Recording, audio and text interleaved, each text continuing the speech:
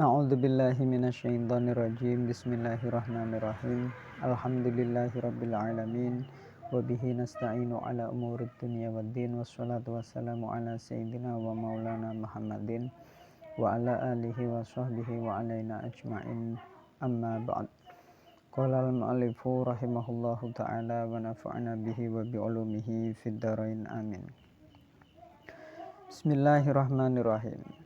War rasulu minal basyari dzakarun hurrun uhiya ilaihi bisyar'in wa umira bitablighihi. War rasulu utawi rasul yang dinamakan rasul minal basyari saking kalangan menungso, dzakarun iku wong lanang hurrun kang merdeka, uhiya kang diparingi wahyu ilaihi sapa maring dzakarun hurrun bisyar'in kelawan syariat aturan agama. Wa umira lan diperintah sapa dzakarun hurun bitablighihi kelawan nyampeake syar'in. Wa illam yakun senajan ora ana lahu iku tetep kedue dzakarun hurun kitabun apa kitab wala naskhun lan ora ana apa nyalini syariat kayu sya'u kaya dene Nabi Yusya alaihi salam. Kayu sya'a kaya dene Nabi Yusya alaihi salam. Yang dinamakan rasul dari kalangan manusia niku seorang lelaki yang merdeka, yang diberi wahyu oleh Allah, diberi pengetahuan oleh Allah tentang hukum syariat agama, aturan-aturan agama. Juga diperintah dening Allah untuk menyampaikan syariat tersebut terhadap umatnya. Niku dinamakan rasul. Walaupun rasul tersebut tidak diberi kitab oleh Allah. Walaupun orang duwe kitab, juga orang nyalini syariat nabi sebelumnya, kaya dene Nabi Yusya. Niku dinamakan rasul. Jadi definisi rasul adalah lelaki yang merdeka, yang diberi wahyu oleh Allah tentang aturan syariat agama, dan diperintah Allah untuk menyampaikan syariat tersebut terhadap umatnya, walaupun tidak diberi kitab oleh Allah. Fa illam yu'mar, mongko lamun ora diperintah sapa dzakarun hurun bitablighi kelawan nyampeake syariat, fa nabiyun mongko iku aran nabi. Adapun jika lelaki tersebut yang mendapatkan wahyu dari Allah tidak diperintahkan oleh Allah untuk menyampaikan syariat itu terhadap umatnya, maka lelaki tersebut disebut nabi. Jadi bedone nek kapan rasul kuwi pikantuk wahyu saking pangeran terus diperintah Gusti Allah kon nyampeake dhateng umate. Lah adapun nabi niku diparingi wahyu dening pangeran, diparingi wahyu dening Allah, tapi ora diperintah kon nyampeke dumateng umate. Niku arane nabi. Mulane war rasulu utawi rasul afdalu iku luwih utama minan nabi tinimbang saking nabi, ijma'an kelawan kesepakatane ulama. Maka rasul itu otomatis lebih utama daripada nabi menurut ijma' ulama.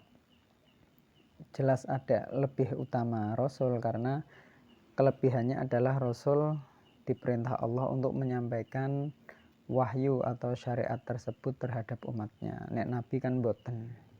Niku kelebihannya, di antara kelebihannya ten beriku. Wa sohalan soheh khobaru anna adadal anbiya, apa hadis anna adadal anbiya alaihi wassalatu wassalam mi'atu alfin wa arba'atun wa ishruna alfan. Setuhune wilangane para nabi alaihim iku muga tetep ing atase al anbiya assalatu wassalam utawi tambah rahmat ta'zim wassalamu lan penghormatan, wilangane para nabi mi'atu alfin iku 100.000 wa arba'atun lan papat wa ishruna lan 20 alfan apane ewune. Di dalam hadis sahih ada penjelasan tentang jumlah para nabi, yaitu bahwa bilangan para nabi, jumlah para nabi niku 124.000 nabi. niku disebutkan di dalam hadis sahih. Ada jumlah seluruh nabi ada 124.000 nabi. Wa anna adadar rusuli lan setuhune wilangane para rasul salah sumiatin iku 300 wa khamsata asyara lan 15. Adapun bilangan para rasul, jumlah seluruh rasul Gusti Allah niku ana 315 rasul. Niki teng kitab Fathul Muin.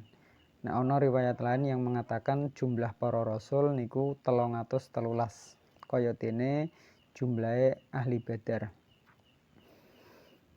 Tapi nek jare Syekh Sayyid Abi Bakar niku beliau menyatakan di dalam syarahnya I'anatul Thalibin menika as-shahih adamu hasrihim fi adatin. Nek menurut qaul sahih ya jumlah para nabi niku tidak terbatas, tidak dibatasi dengan hitungan tertentu. Niki berdasarkan dawuhipun Allah Ta'ala dan Al-Qur'anul Karim yaiku minhum man qasasna 'alaika wa minhum man lam naqsus 'alaik. Ada di antara para nabi yang kami ceritakan kepadamu wahai Muhammad dan dari para nabi yang tidak kami ceritakan kepadamu. Niki kan ayat niki menunjukkan bahwa ono nabi-nabi sing memang ora diceritakake Gusti Allah dumateng Kanjeng Nabi, mulane mungkin lebih dari 124.000. Yang penting ya kita kedah iman bahwa Gusti Allah niku gadah para nabi lan para rasul sing jumlahe kathah.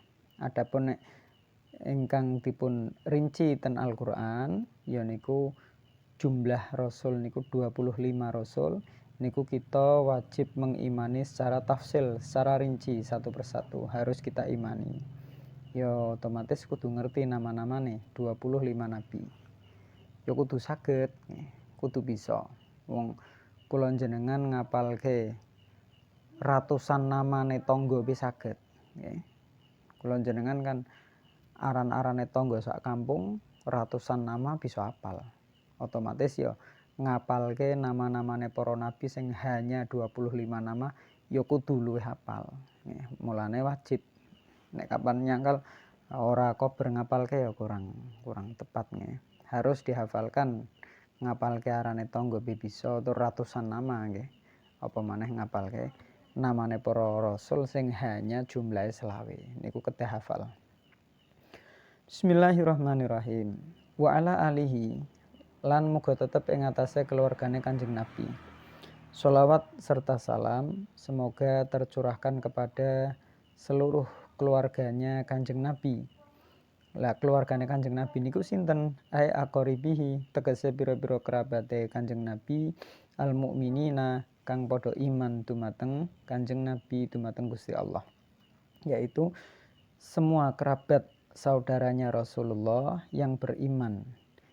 Mim Bani Hashim saking anak turune Hashim, Mbah Hashim, wal Muthalib lan anak turune Mbah Muthalib, yaitu dari anak-anaknya Mbah Hashim kalian Mbah Muthalib. Dados sedaya anak turune Mbah Hashim kalian Mbah Muthalib niku masuk di dalam lingkup keluargane Kanjeng Nabi ingkang berhak mendapatkan sholawat salam saking Gusti Allah Ta'ala. Niku sedaya putra-putrane Mbah Hashim kalian Mbah Muthalib. Mbah Hashim niku ya mbahe Kanjeng Nabi. Adapun Mbah Muthalib niku saudarane Mbah Hashim, kakak beradik. Mbah Muthalib kalian Mbah Hashim niku kakak beradik. Lah sing asli mbahe Kanjeng Nabi niku Mbah Hashim. Adapun Mbah Muthalib niku termasuk nenek moyang atau mbahe Imam Asy-Syafi'i radhiyallahu an. Jadi Imam Syafi'i niku nasabe nek diurutke mendhuwur tekan Mbah Muthalib. Otomatis mengko nasabe Imam Syafi'i kalian Kanjeng Nabi niku tepung nanggon Mbah Abdul Manaf. Sebab Mbah Hashim kalian Mbah Muthalib niku kan kakak beradik. Dua-duanya adalah putra-putranya Mbah Abdul Manaf. Berarti nasabe Imam Syafi'i kalian Kanjeng Nabi mangke tepung ten gen Mbah Abdul Manaf. Sama-sama keturunannya Mbah Abdul Manaf. Dados niki sing direken keluargane Kanjeng Nabi, pokok kerabat-kerabat yang beriman dari keturunan Bani Hashim kalian Bani Muthalib.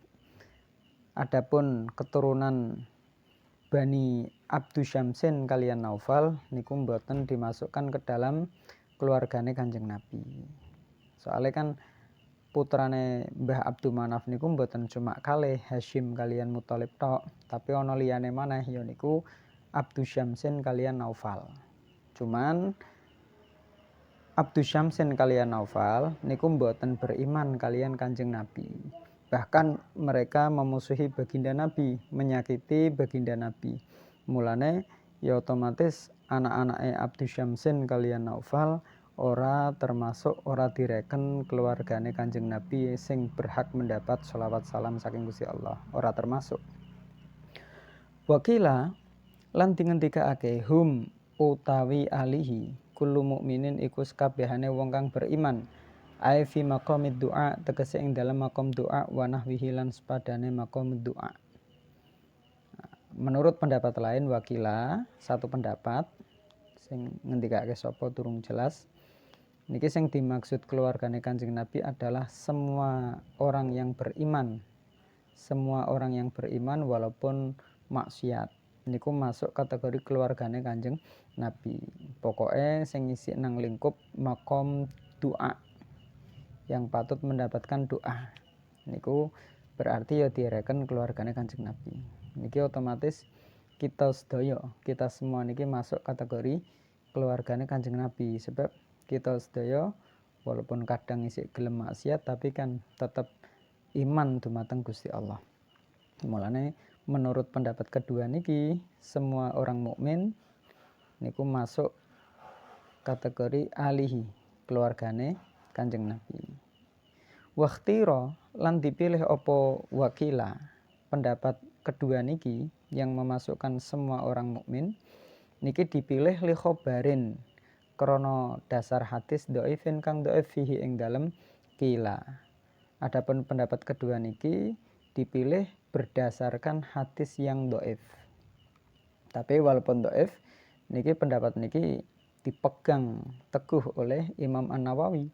Wajah zamalan mantep penggali bihi kelawan wakila An-Nawawi sapa Imam An-Nawawi fi syarhi muslimin ing dalam kitab Syarah Muslim. Imam Nawawi malah nyekeli pendapat sing niki walaupun dasar hadis dhaif. Otomatis ya kita sedaya niki termasuk keluargane Kanjeng Nabi nggih.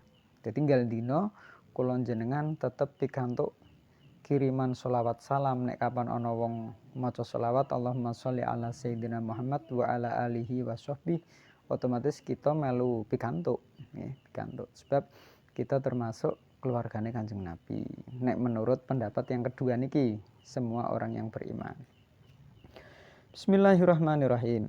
Wa sahbihi lan dumateng para sahabate Kanjeng Nabi. Sholawat serta salam semoga tercurahkan kepada para sahabat-sahabatnya Kanjeng Nabi.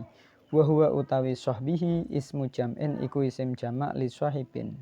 Kedua lafal sahib bimakna sahabi kelawan nganggo maknane lafat as-sahabi. Lafal sahbihi niku termasuk isim jamak, bukan segot jamak. Karena segot jamak yang mengikuti wazan fa'lun niku mboten enten. Mulane niki bukan segot tapi termasuk isim jamak. Tapi nek menurut Imam Akhfash mboten nggih. Nek menurut Imam Akhfash niku termasuk jamak juga nggih. Lafal sahbun termasuk jamak. Bagi lafal sahibun kaya dene rokbun jamake lafat rokibun. Niki menurut Imam Akhfash. Adapun maknane sahbihi niku menggunakan maknanya lafal as-sahabi.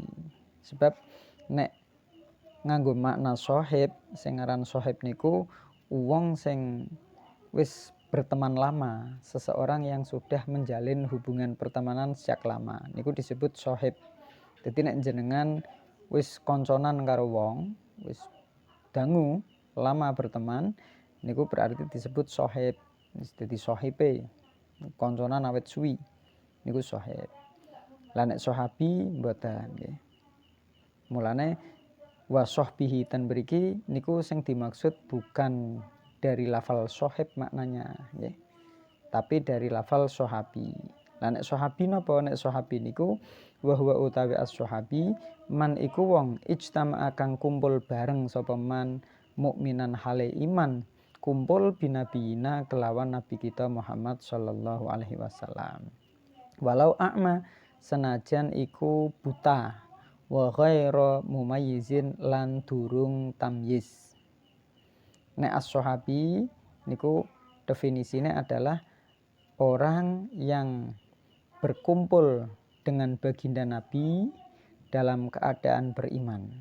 Senajan tiang niku buta ataupun masih kecil belum tamyiz. Pokoknya agapan ana wong pernah kumpul bareng karo Kanjeng Nabi sak majelis. Walaupun niku hanya perkumpulan sebentar, ketemu sepisan karo Kanjeng Nabi hanya sebentar.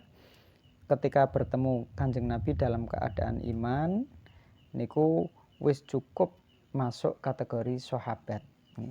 Dimasukkan definisi sahabat.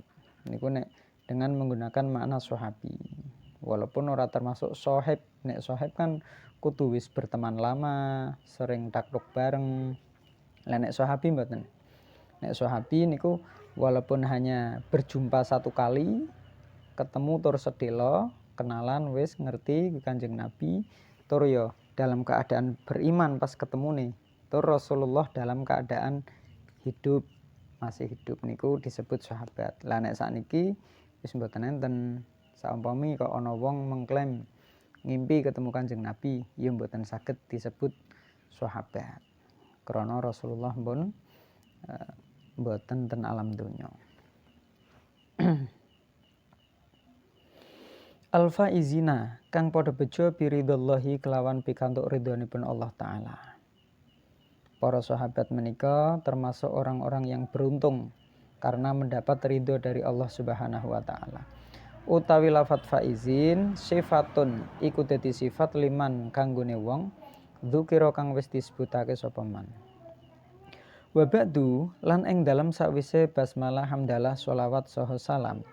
Ae ba'dama tegese ing dalem sakwise perkara takot dama kang wis kliwat apa ma minal basmalati bayane saking maca bismillah wal hamdalati lan maca hamdalah wassolati wassalam lan maca sholawat salam alaman ing atase nabi dzukira kang wis tutur wis disebutake sapa man, yaitu membaca sholawat salam untuk baginda Nabi Muhammad sallallahu alaihi wasallam setelah semuanya. Fahada mongko utawi iki al muallafu ya kitab kang disusun kang dikarang, al hadiru kang hadir zihnan ing dalem ati mukhtasarun iku kitab ringkasan. Maka susunan kitab yang hadir di dalam hatinya Mbah Yai Musonef penyusun kitab ini adalah merupakan mukhtasar, kitab ringkasan. Nah, kitab ringkasan niku dos pundi? Kitab mukhtasar sing ringkes niku dos pundi? Qala kang sithik lafdhuhu apa lafate mukhtasar wa katsura lan akeh maknahu apa maknane mukhtasar. Sing dimaksud kitab mukhtasar niku kitab yang lafadznya sedikit, kalimatnya sedikit tapi maknanya luas, maknanya akeh. Niku disebut mukhtasar. Jadi mukhtasar niku lafadznya sedikit tapi maknanya luas. Sithik lafadze akeh maknane, keterangane luas panjang lebar. Niku disebut mukhtasar. Kitab menika termasuk ringkasan fil fikhi ing dalem babakan ilmu fikih. Wa huwa utawi fikih lughatan apane bahasane al fahmu iku faham. Adapun fikih menurut bahasa adalah faham, pemahaman, faham atas segala sesuatu. Niku disebut fikih niki menurut bahasa. Tapi tidak menurut istilah. Nek menurut istilah faham yang tertentu.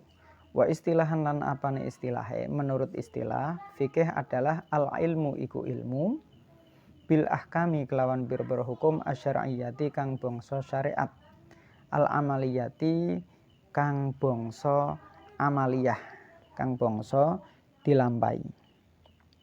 Terus menurut istilah, ilmu fikih adalah ilmu tentang atau pengetahuan tentang hukum-hukum syariat sing bangsa diamalke, yang dilaksanakan. Ilmu-ilmu hukum-hukum syariat yang diamalkan. Berarti terkecuali yaiku ilmu syariat sing bangsa keyakinan. Nah, ilmu syariat sing bangsa keyakinan mboten termasuk fikih. Ilmu fikih niku mengetahui hukum-hukum syariat. Kaya dene ngerteni bahwa syaratnya salat niku kedah wajib wudu. Niku berarti fikih nggih. Mengetahui bahwa salat witir niku hukumnya sunnah. Niku arane fikih. Mengetahui bahwa niat di dalam wudu niku hukumnya wajib. Niku masuk kategori ilmu fikih. Nah, niku sedayane niku diamalkan. Lah, nek ilmu niku hubungannya karo keyakinan, keimanan, niku bukan dinamakan ilmu fikih, tapi ilmu tauhid. Contohnya meyakini bahwa Gusti Allah niku wajib mempunyai sifat kudrah, iradah, sifat ilmu dan seterusnya. Niku ilmu pengetahuan demikian sing bangsa keyakinan nang ati niku tidak dinamakan ilmu fikih, tapi arane ilmu tauhid atau ilmu kalam. Engkang pengetahuan hukum-hukum syariat menika al-muktasabi. Al-muktasabu kang dihasilake atau diusahakake min adillatiha saking pira-pira dasar pokoke al-ahkam at-tafsiliyati kang bangsa diperinci, yang mana pengetahuan tentang hukum-hukum tersebut melalui proses penelitian atau meneliti dalil-dalil dasar-dasar yang secara terperinci. Jadi ngerteni hukum-hukum syariat menika melalui proses mengetahui dalil-dalil yang berhubungan dengan hukum tersebut. Niku disebut fikih. Nek kapan ana wong ngerti hukum fikih tapi tidak melalui proses mengetahui dalil-dalilnya, saumpama kok aku sampean ngerti bahwa perkara iki wajib, perkara iki sunah, tapi ngerti dalile ndi ora ngerti, pokok aku ngerti kok kowe wajib, kok kowe sunah krana krungu dhek Pak Yai. Lah niku mboten termasuk fakih berarti nggih. Niku arane muqallid, orang yang taklid. Tapi ya mboten napa-napa. Wastimdaduhu utawi nggon ngalape fikih minal kitabi iku saking alkitab yaitu Quran, was sunnah lan sunnah, wal ijma' lan ijma' kesepakatan ulama, wal qiyas lan hukum qiyas. Adapun dasar pengambilan ilmu fikih niku bersumber dari Al-Qur'an, sunnah, dawuhipun Kanjeng Nabi atau perilaku atau ketetapane Rasulullah. Juga yang ketiga dari ijma' ulama, yang keempat dari hukum qiyas. Wa faidatuhu utawi faedah fikih. Adapun faedah mempelajari ilmu fikih adalah imtisalu awamirillah. Iku nglakoni pira-pira perintahipun Allah taala, wajtinabu nawahihi lan ninggalake sedaya larangan-laranganipun Gusti Allah taala. Adapun faedah dari mempelajari ilmu fikih adalah supaya kita bisa melakukan perintah-perintah Allah dan menjauhi semua larangan-larangan Allah dengan ketentuan-ketentuan sesuai yang dikehendaki oleh Allah Subhanahu wa taala. Jadi ora asal-asalan nggih. Nglakoni perintah Gusti Allah niku kan kudu nganut aturan sing ditetapke dening Gusti Allah nggih. Ora kena sing penting nglakoni salate mbah-mbuh ora memenuhi persyaratan lah niku mboten kenging. Jadi nglakoni perintah Gusti Allah niku kan ana aturane, otomatis nganut karo aturan sing ditetapke Gusti Allah. Lah niku isone ngerti aturan-aturan menika melalui proses ngaji ilmu fikih supaya ibadah nglakoni perintahipun Gusti Allah niku bisa bener diterima dening Gusti Allah. Sebab nek kapan ibadah kok tidak dasari pengetahuan ilmune niku rawan ora sahe nggih. Bahkan nek ngendikane Ibnu Ruslan niku ten sebuah nadam, wa kullu man bi ghairi ilmin ya'malu a'maluhu mardudatun la tuqbalu. Jadi setiap orang yang melakukan amaliyah ibadah tanpa didasari ilmu, maka semua amal-amalnya tertolak, tidak diterima. Tapi niku nek memang nol, tidak didasari pengetahuan. Lah nek kula jenengan kan sithik-sithik tetep ngerti aturane, ya wis mending ya muga-muga diterima dening Gusti Allah. Bahkan juga dawuhipun Kanjeng Nabi nggih. Wonten setunggalipun hadis Kanjeng Nabi niku dawuh yasirul fiqhi khairun min katsiril ibadah. Sedikit pengetahuan fikih, pemahaman fikih yang sedikit itu lebih baik daripada akeh ibadah, daripada ibadah yang banyak. Sing ora disertai dengan pengetahuan fikih. Mulane ya kudu ngaji fikih sing temenanan, mek ngerti hukum-hukum syariat. Kitab fikih menika ala madhabil imam, menurut ing atase hukum kang dipilih dening imam al-mujtahid, kang mujtahid Abi Abdillah Muhammad bin Idris, ya Syekh Abu Abdillah Muhammad bin Idris Asy-Syafi'i radhiyallahu an, rahimahullahu taala wa radhiyallahu an. Kitab fikih menika Fathul Muin niku nganut dumateng madhabe Imam Al-Mujtahid Abi Abdillah inggih menika Syekh Muhammad bin Idris Asy-Syafi'i atau Imam Syafi'i. Jadi kitab Fathul Muin niki ngangge madhab Imam Syafi'i. Rahimah, muga-muga ngrahmati melasi hu ing Imam Asy-Syafi'i Allahu sapa Allah taala wa radhiyallahu muga-muga ridha sapa Allah anhu maring Imam Asy-Syafi'i. Maksudnya terus ndi aima tegese hukum zahaba kang wis milih sapa Imam Asy-Syafi'i ilaihi maring ma minal ahkam bayane saking pira-pira hukum fil masaili ing dalam pira-pira permasalahan. Yang dimaksud adalah kitab ini menjelaskan tentang hukum-hukum permasalahan nganut dumateng hukum sing dipilih dening Imam Asy-Syafi'i alias bermadhab Syafi'i. Wa Idrisu utawi Idris, Bapak Idris waliduhu iku romone romone Imam Asy-Syafi'i. Adapun Pak Idris niku adalah ayahnya Imam Asy-Syafi'i. Wa huwa utawi Idris Ibnu Abbas iku putrane Mbah Abbas, Ibnu Utsman, Ibnu Syafi', Ibnu Sa'ib, Ibnu Ubaid, Ibnu Abdi Yazid, Ibnu Hashim, Ibnu Abdul Muthalib, Ibnu Abdi Manaf. Niki nasabe Imam Syafi'i. Mulane Imam Syafi'i niku nasabe temu kalian Kanjeng Nabi ten Mbah Abdul Manaf wau sing wis pun dipun sebutake nggih niki urutane tekan Mbah Abdul Manaf. Wa Syafi'un utawi Mbah Syafi' wa ya Mbah Syafi' alladzi iku wong yung sabu kang dinisbatake atau dibangsakake ilahi maring alladzi al imamu sapa imam. Maksudnya Imam Syafi'i. Asline kan Imam Syafi'i niku asmane Syekh Muhammad bin Idris. Lah beliau dinisbatkan terhadap salah satu nenek moyangnya yang bernama Syafi'. Mulane disebut Imam Asy-Syafi'i. Niku dinisbatke dumateng salah satu mbah-mbahe Imam Muhammad bin Idris ya niku Asy-Syafi'. Mulane disebut Imam Asy-Syafi'i. Luwih terkenal Asy-Syafi'i ne malah nggih. Wa aslama lan mlebu Islam sapa Syafi' huwa ya Syafi' wa abuhu lan bapake Syafi' as-Sa'ib ya Sa'ib yauma Badrin ing dalem dina Badar.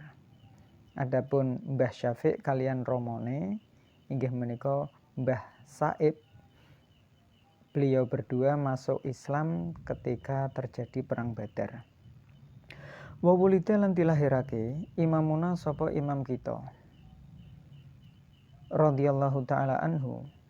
Imam Syafi'i lahir sanata khamsina ing dalam tahun 50 wa mi'atin lan 100. Imam Syafi'i lahir pada tahun 150 Hijriah. Wa tuwfiya lan kapundhut sapa Imam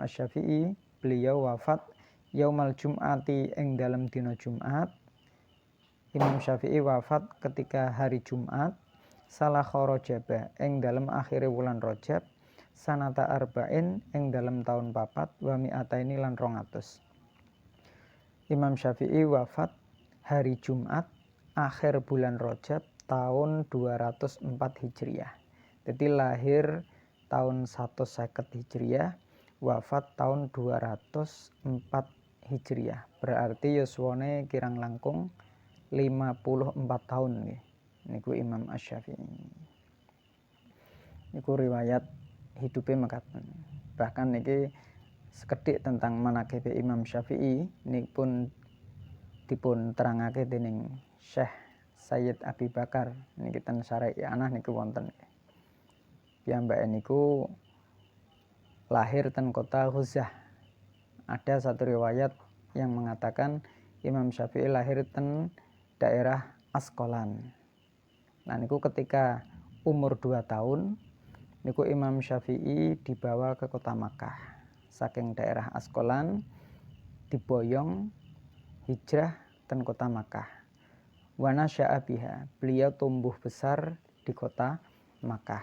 Nah, jadi awet umur 2 tahun pindah ring Makkah, tumbuh di kota Makkah.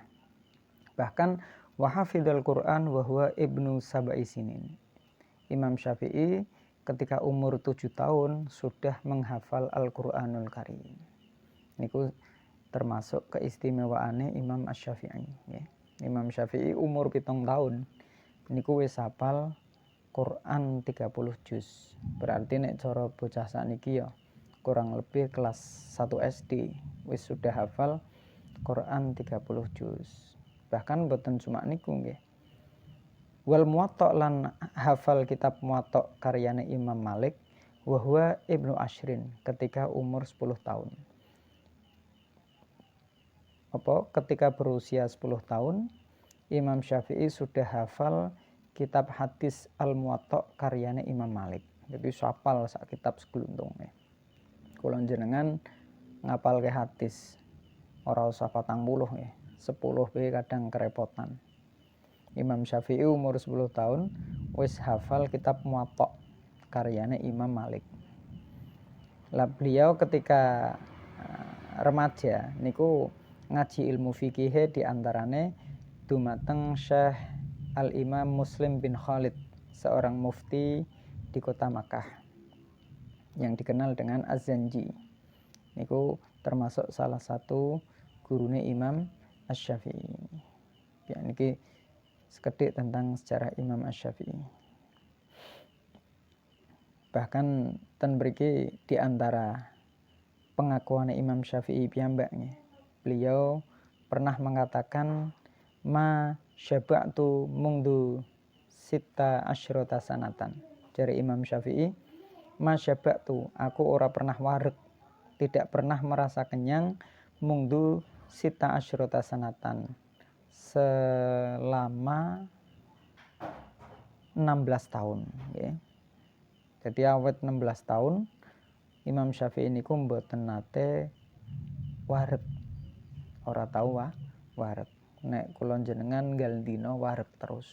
Nek mangan mesti wareg. Niki udu kuwaregen isik wareg tok niku wis kurang apik nggih. Mulane Imam Syafi'i niku selama 16 tahun mulai dari usia 16 tahun tidak pernah merasa kenyang. Okay.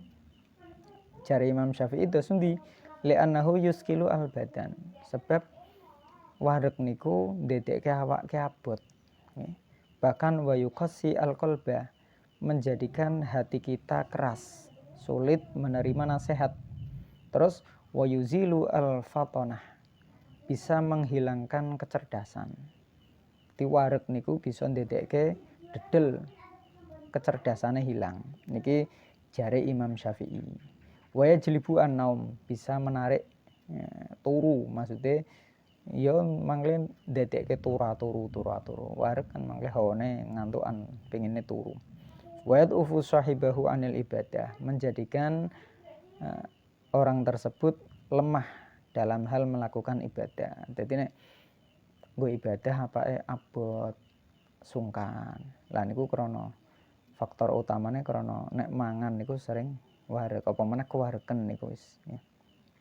Bahkan iki di antara ngendikane Imam Asy-Syafi'i, wa ma halaftu billah fi umri la kadziban wala shadiqan. Imam Syafi'i pernah ngendikake, wa ma halaftu billah, aku ora pernah sumpah menggunakan nama Allah. Jadi Imam Syafi'i niku mboten nate sumpah menggunakan nama jalalah Allah fi umri saumur-umure nggih. Bahkan la kadziban wala shadiqan, ora pernah sumpah sing mbuh kuwi goro mbuh kuwi bener, ora tahu sumpah. Maksudnya niki juga pelajaran kangge kita nggih. Terkadang kita niku sithik-sithik wallahi demi Allah wallahi. Mulane ana tiyang sing ngendikake nggih, nek kapan ana wong mbuh ceramah mbuh napa sithik-sithik wallahi niku berarti akeh ngapusine. Wong Imam Syafi'i sing alime wis ora iso diukur nggih, kula jenengan ora ana sak kuku irenge. Niku mawon